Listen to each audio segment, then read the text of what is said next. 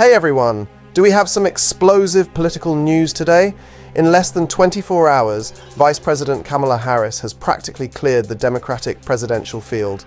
This is big, folks. Let's dive into what happened and why it's causing such a stir. Yesterday, President Joe Biden shocked the nation by suddenly dropping out of the 2024 presidential race. And just like that, Kamala Harris has emerged as the frontrunner, with major endorsements pouring in from key Democratic figures. Endorsements from governors like J.B. Pritzker of Illinois, Gretchen Whitmer of Michigan, Wes Moore of Maryland, and Andy Beshear of Kentucky have effectively ended any serious talk of a contested nomination. Let's hear what they had to say. Pritzker said, "I am proud to endorse Vice President Kamala Harris for President of the United States." Whitmer wrote, "Today I am fired up to endorse Kamala Harris for President of the United States." And Moore added, "She is the fighter we need at this moment to realize the full promise of our nation."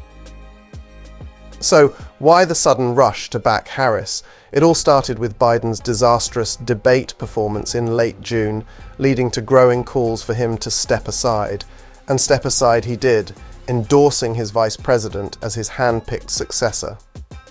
Potential challengers like Govs, Josh Shapiro of Pennsylvania and Gavin Newsom of California, as well as Transportation Secretary Pete Buttigieg, quickly fell in line, backing Harris.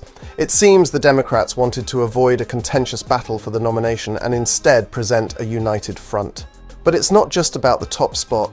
The race is now on for the vice presidential slot on Harris's ticket. She's already making calls, and we've heard from North Carolina Governor Roy Cooper and Kentucky Governor Andy Beshear about their conversations with her. Both are potential running mates, but they're playing coy for now. Cooper said on MSNBC's Morning Joe, "It went great, we talked about winning this race." But when asked about accepting the VP spot, both Cooper and Beshear were non-committal, emphasizing the focus on Harris.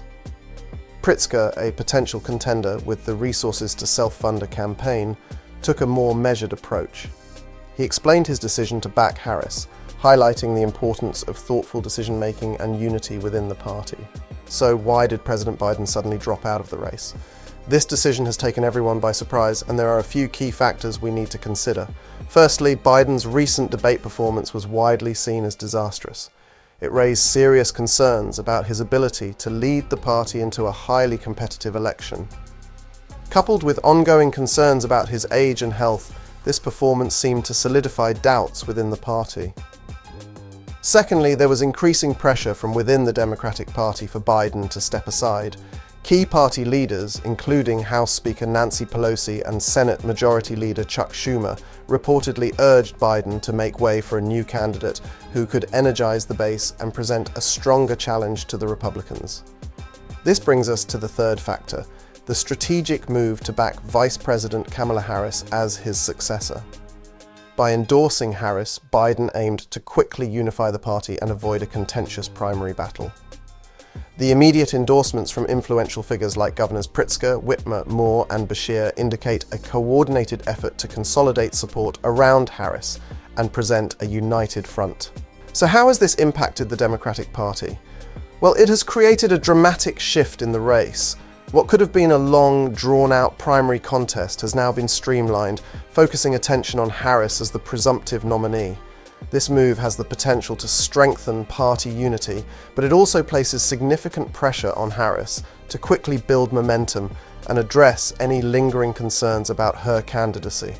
What do you think about Biden's sudden exit and Harris's rapid rise? Will this strategy pay off for the Democrats, or are there potential pitfalls ahead?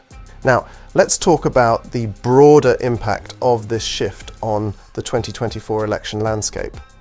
With Biden stepping aside and Harris stepping up, the dynamics of the race have changed dramatically. Firstly, Kamala Harris's candidacy brings a fresh face to the Democratic ticket. This could energize certain voter demographics, particularly younger voters and minority groups who see Harris as a representative of their aspirations and concerns. Her campaign will likely focus on building on the accomplishments of the Biden administration while addressing issues that resonate with a broader base. So, what does this mean for the Republicans? The sudden shift puts the GOP in a position where they need to reassess their strategy. They've been gearing up to run against Biden, focusing on his weaknesses such as his age and perceived vulnerabilities. With Harris now at the forefront, they will need to pivot and develop new attack lines and strategies.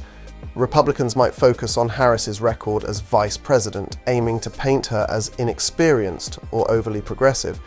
They will also likely scrutinize her policies and past decisions to sway moderate and undecided voters.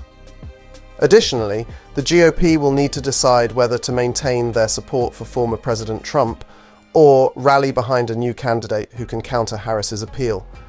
For the general election, this change could alter voter turnout and engagement. Harris's presence on the ticket might mobilize Democratic voters who were previously lukewarm about another Biden run. Conversely, it could also galvanize Republican voters who see her as a more polarizing figure. So what do you think? How will Harris's candidacy affect the 2024 election? Will this shift benefit the Democrats, or does it give the Republicans an advantage? Share your thoughts in the comments below. And remember to like, subscribe, and hit that notification bell for more updates and reactions on this evolving political saga. Until next time, stay informed and stay engaged.